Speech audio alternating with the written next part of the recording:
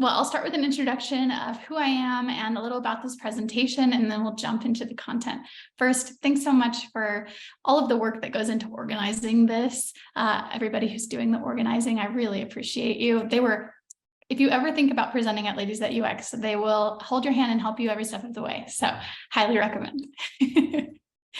So about me, I am head of UX research at FullStory, which is a company. I've been there for about 10 months now. Before that, I was at Mailchimp for about 4.5 years. I grew up in a small town in Georgia. I'm from Atlanta and Georgia, all, these places. So that's why I'm on this call. I don't currently live in Atlanta anymore, though, because I was living in my van doing van life when I lived in Atlanta when the pandemic hit and my van did not have internet. So I lucked out that I was dating a guy in Utah and I was like, can I crash at your pad with the internet? Because of that, I came out here and I haven't left. I really liked it out here. But I still have super close ties to Atlanta and Ladies at UX Atlanta. So I reached out and asked if I could share this presentation. So hopefully y'all enjoy it today. A few more Atlanta ties. I have a master's in human-computer interaction from Georgia Tech. I used to work at Coca-Cola, AT&T, Mailchimp I mentioned, now FullStory, so a full Atlanta roster. A little bit about this presentation. I'm focusing this presentation on approaching problems as a researcher, a UX researcher, specifically on evaluating methods, when to use what methods, when I used what methods during this project. I picked a project that took a few years, so you're going to see how things change over time, how I changed and learned, and also how the team I was on changed, because it's a longer case study, so hopefully that'll be interesting. I started this project as a senior researcher at Mailchimp, and then I became an insights lead, is what we called it at the time, which meant I was overseeing the work of researchers and analysts, so quantitative people. And then I became a manager, all while I was working on this project. So it's a long-running project. I'll focus on the methodology. I started it when I was a team of just one. And over time, as we proved that it was an important and hard problem, they added more researchers to the team to focus on it. So you'll also get to see how does it change between having a single researcher and having multiple researchers focused on the same problem. I had a lot of fun designing this kind of hokey little presentation. It's got some October-y themes in it. It's like kind of spooky with the detective thing. So I hope y'all enjoy it. I hope it's a welcome distraction, but also informative.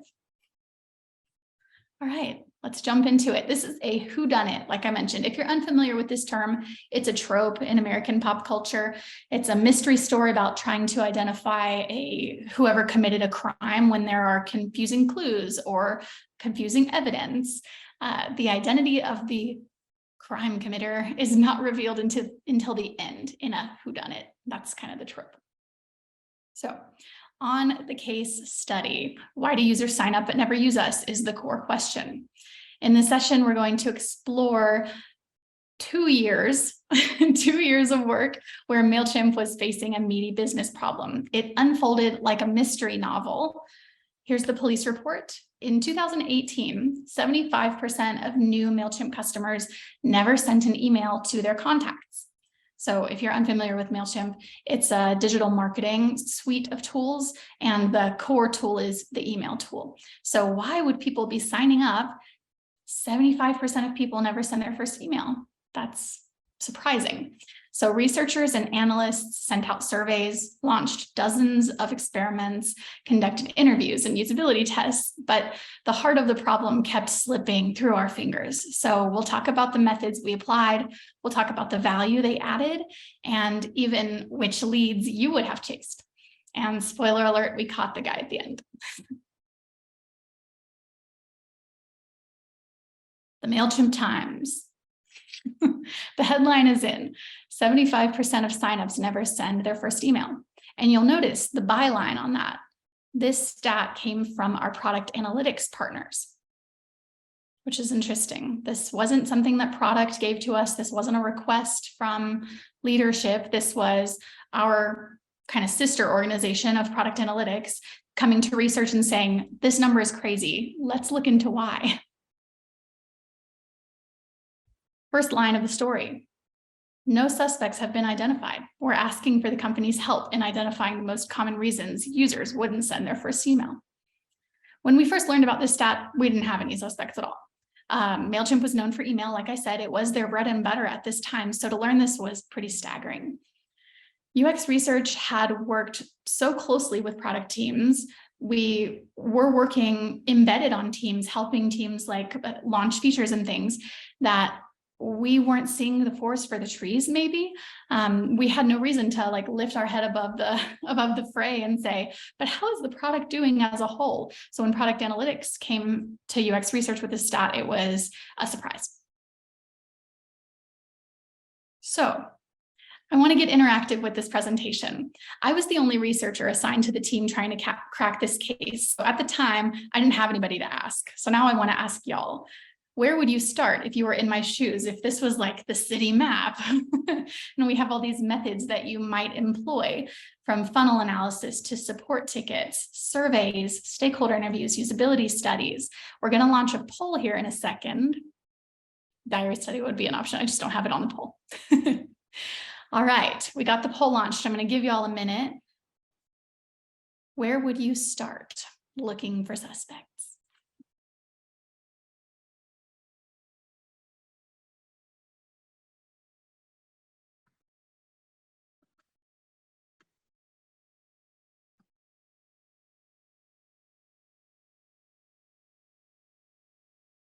Seeing responses roll in, and it's pretty even.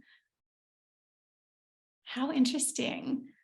I thought there might be one like runaway winner, but it seems like everybody, it's kind of a creative decision, right? There's an art and a science to this. So we're seeing everybody kind of split of how they would start, what they would want to start with. Okay, we're coming up on the minute mark. Seems like a lot of people have responded. We have a tie for the winner between surveys and support tickets for where you would start. All right, so let's find out what I did, find out who agrees with me and who doesn't. Also keep in mind, I was learning at the time, so I was trying to learn about these methods as well. So let's see, where did I start? Started with stakeholder interviews. So who am I talking about when I say stakeholder interviews? We got a mix of perspectives. Well, I did. I spoke to the chief product officer. I spoke to the senior manager of analytics who was managing the team that identified this statistic.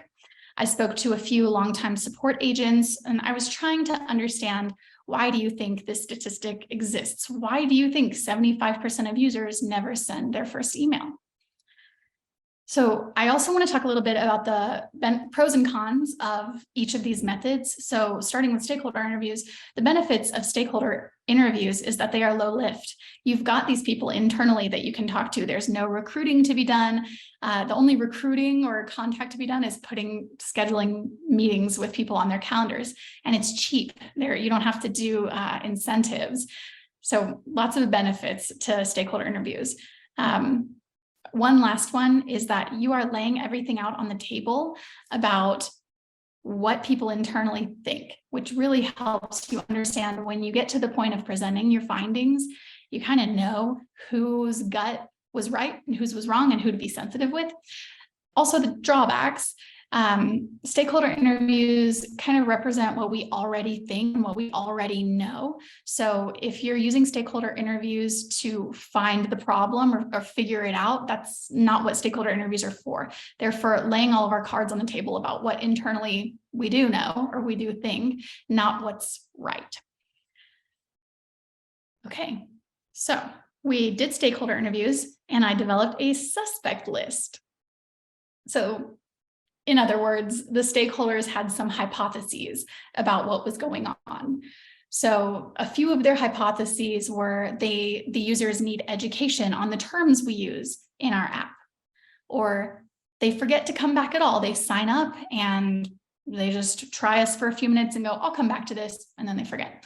Another hypothesis, they need help from support, like they hit a wall and they should have help from support, but they don't think to reach out to support, or they don't know how to reach out to support.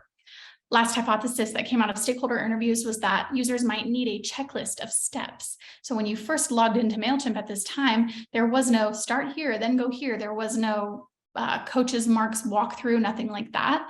There was just you drop in and it's the same experience between new users and existing users. So we used these hypotheses on the team I was on to ideate A/B experiments. So just to clarify, I'm not talking about A/B qualitative testing where you have two concepts that you're showing to like 8 to 10 qualitative participants. I'm talking about A/B experiments like multivariate testing where you code and launch variants on your live site. So we showed a % of users one experiment version and a % of users another experiment version. So for each of these 4 hypotheses, we made an experiment and launched it. Basically, this is the quantitative version of doing research with concepts, where we're asking users which of these perform better.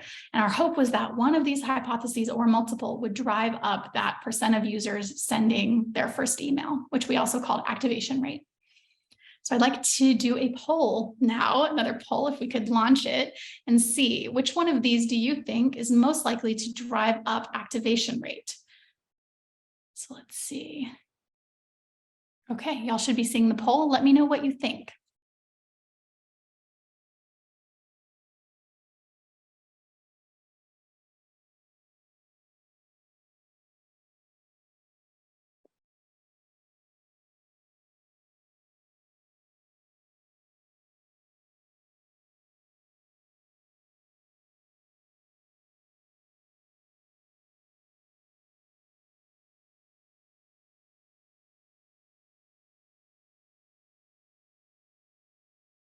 Okay, seeing some responses roll in, and there is a clear front runner this time. Looks like about half of us think that users need a checklist of steps. So let's see what happened. It's so nice being able to be like, what do we think? Now what won? Because in the moment you're like, who knows? All right, let's see. Majority of us got it right, 50%. So only one of these, only one of these hypotheses actually drove up the activation rate, and it was they need a checklist of steps, and it drove up activation rate by 1.6%. This is not a home run, to be honest. This is a marginal win, but it is a clue. That's how we saw it. We weren't like, cool, we solved it, let's go home. We were like, all right, we're getting warmer, let's keep going. All right. Maybe in other words, I could say, he got away. All right, next, we decided to try funnel analysis. We got this tip from product analytics, so it only made sense for us to work super closely again with product analytics by looking at funnel analysis. So we looked at, when I say funnel analysis, I mean we looked at drop-off rates at each stage, and we looked at drop-off rates at each stage of creating and sending the first email. We used Google Analytics for this. Now I work for FullStory, which is funny because we could also do funnel analysis with FullStory. And I think Mailchimp uses FullStory now, so that's interesting. But anyway, if y'all are familiar with any product analytics tools out there, any of them would help you to understand the funnel and where drop-off rates happen at each step of the funnel. Just to give you a quick overview of what the funnel is for Mailchimp, it is sign in, design an email, or import contacts. It's up to the user which of those come first, because you need something to send to people and you need people to send the thing to. So those are the next 2 steps. And then last, send the thing. So like write your subject line. There are other parts of it. There's like preview text, but more the detail piece. So there are multiple steps in the funnel. What did we learn from doing funnel analysis? Let's find out on the next slide. All right, we got another suspect list. The main drop-off points were at designing an email and importing or bringing in email addresses. So the suspect list was users need the hypotheses, users need easier access to external images and copy. So we were thinking, all right, we know there's drop off at designing an email. Why would that be? Really, there are 2 parts of an email, the images and the words. So they need easier access to external images, things they have on their drive, things like if they wanted to search for images on a stock image website, things like that. And they need easier access to copy that is outside of Mailchimp, like if they wrote it in Google Docs or something, for example. Second hypothesis, they want design help. If they're like, I'm not a designer, I signed up for Mailchimp to send emails because I have a small business and I go to the farmer's market. I'm not a designer. I sell fruit or whatever. They want help with their design if they don't see themselves as an expert. And last hypothesis, importing contacts is hard. Yeah, it is hard. Like we know from the funnel analysis that when they get to that step of importing their contacts, they drop off. And when we're looking at the places they drop off in that, it's all throughout. They're like, okay, I need to find the file to import. If I don't know where it is, that's hard. Or I need to tell you all of these people's first names if I want that, if I want to be able to say, hi, Arielle, blah, blah, blah. So importing contacts can be hard from a UX perspective. So these are the hypotheses we developed. Don't have a poll for this one. We've got more polls in the future though, so stay on the line. But I'm going to click to the next slide so that we can find out which of these hypotheses we ran experiments for and saw a lift in activation. So let's find out. Only one of them, and it was importing contacts is hard. We ran an experiment to help users for the first one sync images from their Instagram. That didn't work. That didn't help at all. We ran another experiment trying to help them sync contact from their Facebook, like stuff they had written because people were doing a lot of posts that were like text-based on Facebook at the time. That didn't work. Okay.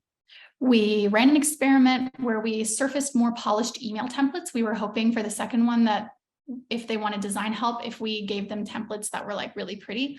Nope, didn't work. But this last one, importing contacts is hard. That one, we ran some experiments trying to improve the UX. That one helped. But I will add, every change we made to help with importing contacts saw a small improvement to first time sends. So we tried multiple experiments. This was the average across them. So we saw again and again, like consistently, this hypothesis was hitting something important. So another clue, again, not a swing out of the park. He still got away, but we're like on the trail. All right, we're at that city map again. Time for another method. We launched a survey and we sent it to the users who signed up but never sent their first email. We asked basically, what's the problem? Like, hey, you signed up, you never came back. Why did you do that? We had multiple choice questions and we had write-ins. This was our first qualitative method asking for user feedback. And you might be asking yourself, why is that? I am a UX researcher, so why is it that we did stakeholder interviews and funnel analysis before we even asked users, hey, what's going on? And I'll just give some context to that. This was a growth and experimentation cross-functional team I was working on, and they had a lot of trust and respect in numbers and data and volume and statistical significance. So it was hard for me to get my foot in the door with them about the validity of UX research. So I needed to work with them on things that would have a big sample size. Funnel analysis, for example, they trusted a lot because it's all of the users in our user base. And then next, I chose to go with surveys because, again, higher sample sizes. We're talking hundreds of users as opposed to something like usability study would be a lot fewer users. So I was like, all right, I'm going to try to talk to them in their language until they trust me first. So that's why you're seeing this is the first qualitative method we used across all of the things we worked on to ask for user feedback. Okay, we did the survey, we got a new suspect list, and we got a lot from running that survey. We got 5 like core pieces. 1, messaging, content, images. This was like a ball of wax of like, I asked what's going on, what's hard pretty much in the survey. And we got from users, I don't know what to say. I don't know how it should look. I don't know how it all goes together. So it wasn't just, I'm not a designer. It was, I'm not a writer. I'm not a designer. I'm not any of these things. Don't know what to do. Second hypothesis, again, importing contacts came up, which was validating because we heard that from when we looked at funnel analysis, we saw the drop off. So to hear it qualitatively was just further validation. 3, evaluating competitors. This was interesting because we wouldn't have learned this from stakeholder interviews or funnel analysis. We just wouldn't have known it unless users told us, yeah, I signed up for Mailchimp so that I could also sign up for competitors and like log in, engage with the thing and see which one I liked using better, which one felt better. So we were like, oh yeah, of course you did that. That makes a lot of sense. 4th one, my business closed. I think I saw someone rib to the business closures. I know that one's a bummer, but it's you can't get around it when you're talking about small businesses. I mean, it's just a thing. So yeah, that's another one we learned. And then last, people talked about overall usability. And this one was very interesting to me because I had a write-in option called the system was difficult to use or something like that. I like, the wording was Mailchimp is hard to use, the system is hard to use, something. And I got a fair share of people selected that multi-choice option, but then I got a bunch of people doing a write-in in the other that was like, I had a hard time learning how to use the system, or like they used language that reflected back on them. I was like, I couldn't, blah, blah, blah. And that was so eye-opening to me about how to design surveys, because this is almost a cultural for some people, or just like internal mindset difference of, is it you that's the problem, or is it the system that's the problem? So that was a good reset for me to learn, like when I'm writing surveys, when I'm writing interview questions, I need to be careful about how I word things to like kind of meet in the middle of those two. Like it was hard to use, or I had trouble learning it. Okay, so there's our suspect list. We got a whole bunch of them. Now we're gonna click to the next and see which ones might have helped us learn. Before we ran experiments, we looked at this list and we evaluated which ones we wanted to run experiments on. So we deprioritized the first two, solving for users who were we deprioritized the question mark ones, evaluating competitors. We were like, that feels outside of our scope of control as a product team, like an individual product team. That feels like something that marketing would worry about, or something that we would worry about in the future if we've exhausted our low-hanging fruit. Like if that turns out to be the silver bullet, we'll come back to it, but we don't think it is. And we also deprioritized my business closed, because that also felt outside the realm of things we could control. We did leave them on the table just in case, like that everything else turned out to not be the problem, but we didn't focus on it. So messaging content images, we had already heard. Importing contacts, we had already heard, and we learned, yes, that worked. So the last one on this list that we hadn't heard before and didn't deprioritize was overall usability. Users responded, like I mentioned, that either they couldn't learn how to do it, or the system was hard to use. And that finding was directionally helpful to us, because we were like, okay, difficult to use, we want to work on that. But tactically, it was vague. Directionally helpful, tactically vague. How do you solve usability, general overall usability of the whole app? Where do you figure out where to look first? So I was like, okay, we learned a category, but what do we do now? Support tickets. Support tickets, of course. General usability, where do people go when they have general usability issues? They go to support. So, huzzah. We thought support tickets might give us a clue about which usability issues we might focus on first. We were really excited because we can sort support tickets from the entire app. It can help us with that problem I mentioned of like, how do you solve usability for the entire app? So we started looking at what are the support tickets associated with the places that funnel analysis showed people were dropping off. We could sort into the most common categories, the most common problems, especially those that mentioned usability issues. If the word usability came up, we were like, oh, that's a hot lead. So let's talk about which hypotheses came out of looking at support tickets. Here's what we saw in support tickets. The questions were, how do I send a test? Yeah, of course people wanted that, because they were like, before I send this to a whole bunch of people, I want it in my inbox to see what it looks like. 2, how do I get back to the checklist? So we had launched it in earlier, I think when we were worrying about the funnel analysis, we launched an experiment with a checklist that was like step 1, design your email, step 2, import contacts. So they were like, how do I get back to that thing once I'm in designing an email? I need some prompt to help me to get to import contacts, and I don't know how to get back to it. 3, how do I make it look like my brand? Okay, Mailchimp had a limited number of colors you could select and a limited number of fonts you could select. And we realized through the support ticket analysis, a lot of people were asking about fonts we didn't support and colors we didn't support. So we're like, oh yeah, I mean, of course, brand matters a lot, especially to small business, any business, but especially to small businesses. And the last hypothesis, people kept saying, I need a tutorial. Please give me a video, give me hand holding, give me literally anything, please help me learn this thing. And that one was interesting because it was like, okay, do you need a tutorial or do you need a clearer path through the app. Like, do we need to give you a video if you just understand how the system works? So all of these were such interesting hypotheses to us. This is what we learned from support tickets. Again, we ran experiments to help users do each of these things. We helped them send a test email. We helped them to get back to the checklist. We helped with branding. We helped introduce some video tutorials during the flow. All right, time for another poll, y'all. Can we launch the third poll? All right, which of these experiments do you think is most likely to drive up the activation rate? And y'all, I'm seeing the questions in the chat. I'm in my mind, I'm planning to come back to them at the end. Hopefully that is okay. And they're not like in context. We'll do a Q&A at the end. Okay, cool.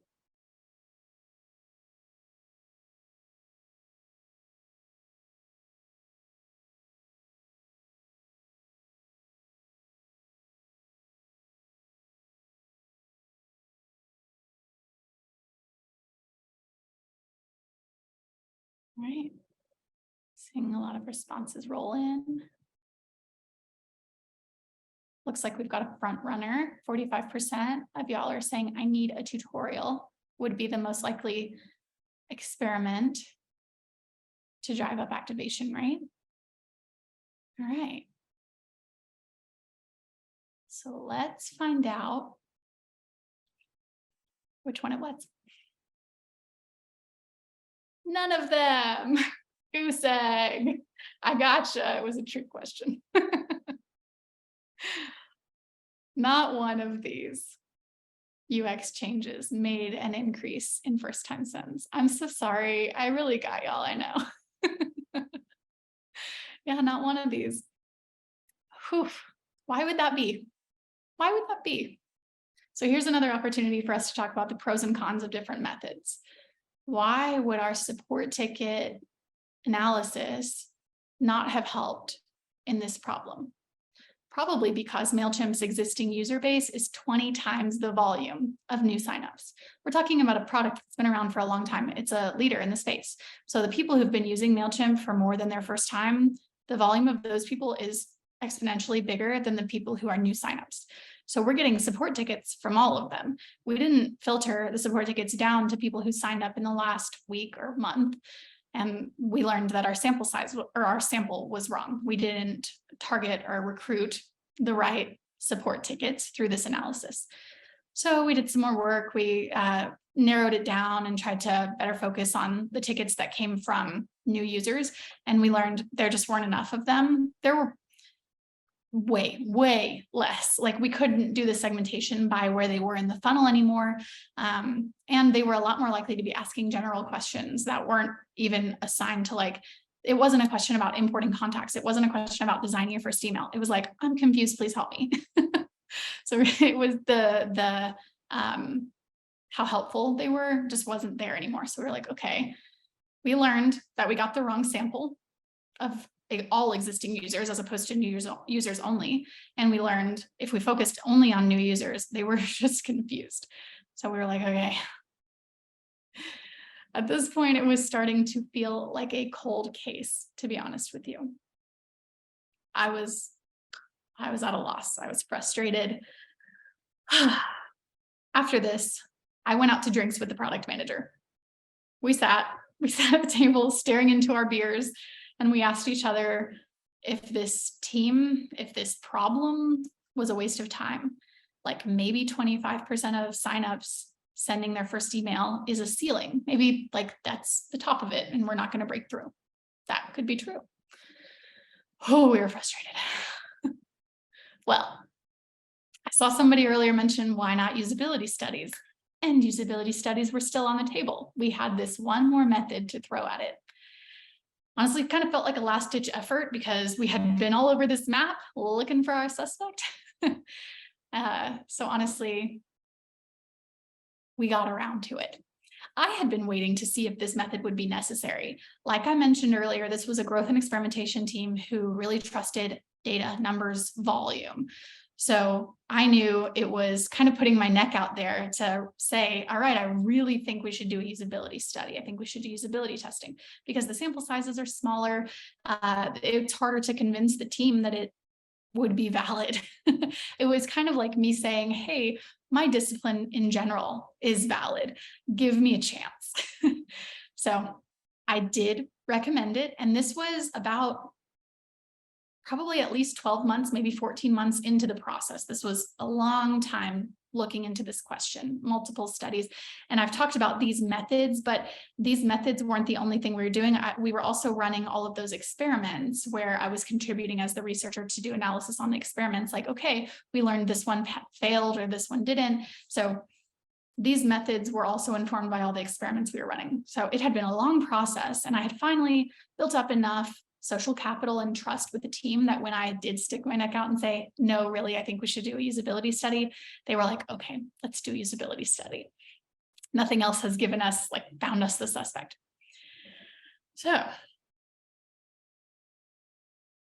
this was a particularly difficult group to recruit, I will say that. We're talking about very low response rates.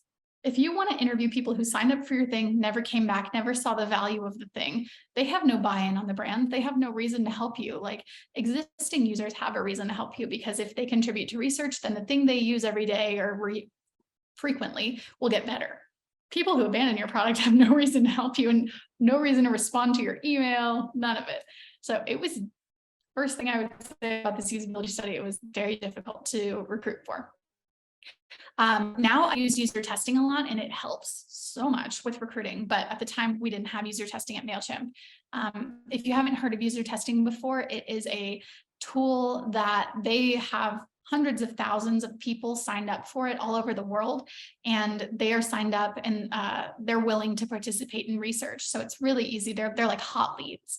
You can post your test and say, I need people who fit this criteria to participate in my test. And it's really quick. It's like working with a recruiting company, like agency. Anyway, we didn't have user testing yet. Now we do, and I love it. Can't talk highly enough of it. So that meant we had to do all the recruiting in-house. I had to start by applying low lift, low budget options because it was pretty difficult. Like, I was exhausting I was sending out all these emails, but the time had come. I had also exhausted my low lift, low budget methods as well. Oh, someone did a demo with user testing. Yeah, highly recommend. Anyway, all the other methods were low budget, low lift, but because of how meaty of a problem this was, I was like, nope, we got to put the resources into this. I know it's hard to recruit this user group, and I know it's going to be like time consuming, but it's worth it, I think. All right, the next slide is a suspect list. What did we learn? Oh, this is the longest one we've got. I think the longest one to this point has been 5, and this is more than 5. It's pretty good. Let's read through them. First thing we learned from usability study. How do I resolve this error? What does that mean? Yeah, users were getting, when they were in the design and email phase, they were like in the editor, they were getting an error when they went to the next screen that was like, you have default content left over. They were like, what default content? What are you talking about? From the user's perspective, they were logging in, testing Mailchimp. They wanted to send a test to themselves. So if they used a template that had a full of dummy content, and then they wanted to like send it to their own inbox just to see how this whole thing worked, Mailchimp would throw an error and tell them they had to delete all of the template content and replace it with their own content. Mailchimp had good intentions. We didn't want people to be sending like lorem ipsum to their user base, so we throw an error so you can't send, but they only wanted to send a test, and this error still occurred if you were even just sending a test. So how do I resolve this error was an issue. Not just that, but we would display that error, the like, you have default text remaining, but we wouldn't show where on your page it was. So it was like, there is default text. Good luck finding it on this long email. Okay, that's the first hypothesis. Second one. How do I find where to import contacts? Earlier, I mentioned when you get to the design and email flow, you need some connector piece to the import contacts part of the experience. I don't know about y'all, but this is a super common thing at every company I've worked at, where they've got product teams who are building like this surface area. We've got the people working on the design editor, and we've got the people working on importing contacts, and they talk like at most weekly. More likely they talk monthly. They're not like designing their experiences in the same room together. They are designing their experiences individually. So if someone's in design your email, it's not clear to them how they get to import contacts, even though they, from a user perspective, they're just a string of experiences. So yeah, this is a super common thing that now that I've seen it once, I see it everywhere. Third problem, how do I resize images? This was such an eye-opening finding, because we were like, we've been hearing about images in the support tickets and in the survey with the non-activators is what I call them, the people who never sent their first email. The survey also brought up images. So I'd been hearing images again and again, but this was the first time in the usability study that I understood what they were saying. Before, I thought they were saying, images are a problem, meaning I need help finding stock images. I need help importing my images from Google Drive, Google Photos, Instagram, wherever. That's not what they meant when they said images. They meant, I want to do stuff to my images in Mailchimp. I want to resize them. I want to put a filter on them, whatever. I was like, wow. So this whole time you said images. If I were saying what you were saying, I would say usability, but it's the usability of images. So users just said images. So it's very eye-opening in that way. Next one, how do I change this layout? They didn't want prettier templates. They wanted more ability to edit the templates. They were like, yeah, I mean, your template's fine, but I want 4 photos next to each other in a row. How do I do that? Why do you make this so hard to figure out? So I was like, wow, this whole time you've been saying layout, you don't mean give me better layouts. You mean let me edit them. Next one, we've heard this one before from another method. How do I change my font and background color? We knew that one. Where's the next button? We had all of this drop off and we were like, wow, they must not be getting value from it. It must be hard to use this thing, so they leave. It hadn't really occurred to the team that they just couldn't get to the next step. So where's the next button? The next button was just hard to find. What's the difference between tag, group, segment, list? So when you're importing contacts to Mailchimp, there's lots of ways you can append the contact with additional data. Like if you've ever signed up for an email list, they likely have your name, your first or last name, or both. They might have your location, like your city, and they might have some auto-populated, like machine learning smart stuff about what age you are. Even if you didn't tell them, they might know this from Google or something. So in Mailchimp, you have all of these types of data, and you can use tags, or you can use groups or segments or lists. There are a lot of organization techniques you can use in Mailchimp. And people were like, yeah, thank you for being flexible. However, what is the best use case for each of these? I don't know why I would use one versus the other. And last, how do I save my progress? What an interesting finding, because Mailchimp auto saves every like 20 seconds or something. But we are saving there's like a teeny tiny message at the top right that says we're saving every 20 seconds. Very easy to miss, very low contrast as well. So users spent a bunch of time looking for a save button that they were never going to find. What a list. I'm going to pause there. It's a lot. And we ran experiments for all of these, multiple experiments for all of these. On the next slide, I'm going to start talking through which ones drove activation rate up, which was our ultimate goal. The first one, finally, this was the biggest win we had after a year and a half. 5% uptick in activation rate when we helped people resolve that confusing error that I mentioned about default copy. But what about the rest of these? How did they do? Nope. Gotcha. Really, they got us. I don't know. These changes didn't move first-time send rates. That was pretty shocking to me, because I sat in person moderating these usability studies where I was asking people, design your first email. Let me watch you design your first email. And I saw the pain on their face. I saw them getting close to the computer, leaning in with their brows furrowed. And I was like, wow, I see their pain. So how could these experiments have failed? when I see how hard this was for them, it's confusing. So I got to be honest, at this step, I was like feeling like this meme. I was like, it all connects. It's like, there's so many options. Which one is it? It's all connected. This is what like emerged from my mind. I became the meme, and then I was like, some moment of clarity, it's all connected. And this is me talking to my product team, where I was like, look at it. We were hearing similar things again and again. It is all connected. I was seeing patterns in the feedback. Importing is hard. Designing is hard. Getting images in and resizing them is hard. Changing my font or my background color to look more like my brand is hard. So who done it? This image is so funny to me because it's like emerging. Okay, who done it? We caught him. I mentioned that earlier at the very beginning of the thing. We caught the bad guy. Who was it? Death by 1,000 cuts. Usability issues across the board. There was no silver bullet. There's nothing that single-handedly would like fix what was going on to increase the usability or the activation rate. But together, 3% better here, 5% better here. That's the whodunit. That's the silver bullet. All right, so at this stage in the presentation, I'm going to flip because if I left it on that GIF, it would just keep playing and it's like kind of overwhelming. Okay, blank screen.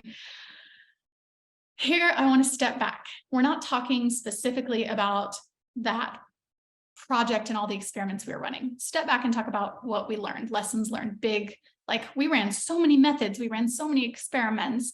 What did I learn as a researcher that maybe I can impart on y'all and help you start your next project thinking about? All right. First one. If you aren't measuring whether it worked, it probably didn't, right? I've worked on so many cross-functional teams, product teams, whose primary goal was to ship features, ship improvements, ship whatever it is that they're building.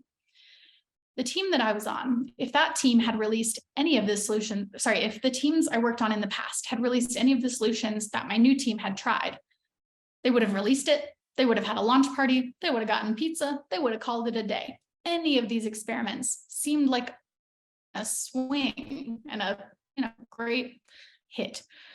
But because we were doing A/B testing, where we were learning what percent we were improving the activation rate with each experiment, we knew the things we were so confident about that were backed up by research weren't moving it. So this was a huge learning for me being on that growth and experimentation team. If you aren't measuring whether it worked, it probably didn't, even if you think it's really good. Second lesson learned, measuring one big metric can make us miss other wins. I mentioned this project took almost 2 years. That is how long we pushed changes that mostly didn't drive first time send rate. That's how long it took for us to ask. Well, I think maybe around a year in, we asked, what about other success metrics? We keep looking at one metric, looking at this activation rate, which is how many people send their first email. But other metrics matter too. For example, how long does it take users to send for the first time? I'm going to flip to the next one because it's got these, about a year is how long until we started asking these questions. How long? 1. 2, how many first-time users successfully import contacts? Even if we aren't driving up activation rate, if we're improving how many people are importing contacts, we're making the experience better for them. 3, first-time draft creation rate. That went up as well. Each of these things went up. So we learned, we had our eye on this almost lagging or trailing metric. And all of these other metrics were improving with all of our effort. We were helping people be more successful at importing contacts, at creating drafts. We helped them send their first one faster if they were going to actually send their first email. So there were other wins that we could see. Measuring only one big metric made us kind of blind, and it really did hurt the momentum of the team. We were taking so many losses, and it was hard to pick yourself back up after like the 20th. So if we had been looking at the other wins as well, 1, we could get new clues about what was working, and 2, the team would feel more motivated to continue along this process. Third lesson learned.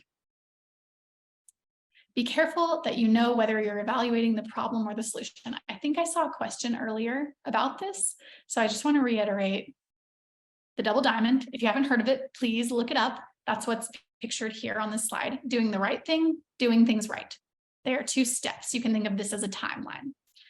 The first diamond, doing the right thing, is really understanding the problem. We've got to understand what are the parts of the problem, that's the going wide, and which parts of the problem matter most, that's the converging. Once we understand what the problem is and what matters most, then we can start thinking about solutioning the right way, doing things right, the execution side. So we can go wide on, all right, we got the problem nailed down. What solutions might help us fix this problem? And then converging on which of those are the best ones. When you're running experiments, for example, when you're doing concept testing, when you're doing usability testing, it's very easy to say, well, users don't like the solution. I guess this problem doesn't matter.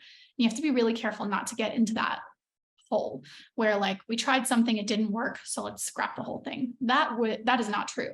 A good example is that thing I was talking about earlier with images. We ran experiments trying to help people import images, trying to help people, what else did I say? Find stock images. And neither of those experiments worked. We could have said, okay, I guess images aren't a problem. Later, we learned images are a problem. We just didn't understand it. So the solutions we were releasing didn't help because we didn't understand the problem. The problem was I want to resize images and I want to add filters to them. So images as a problem would have been easy to throw out, and that would have been a bad thing to do. Okay, this is the overview slide, the lesson learned, all 3 of them. And that's the end of the presentation, y'all. That's the big content. I know there's a bunch of questions in the chat, so I'd like to scroll through it, but if anybody wants to be heard first, well, before I say come off mute and ask me, I want to ask the organizers, is there another way that y'all prefer to do Q&A? Yeah, well, first of all, let's all give Arielle a hand. This was really amazing. Like, you can come off mute and cheers. Jibber jabber in the chat is applause. That was awesome. Thank you so much, Arielle. I'm shook by how much I've learned and like how you formatted everything. And we weren't collecting the questions, so you don't have to scroll back through. Like, we've got them all like ready to go. And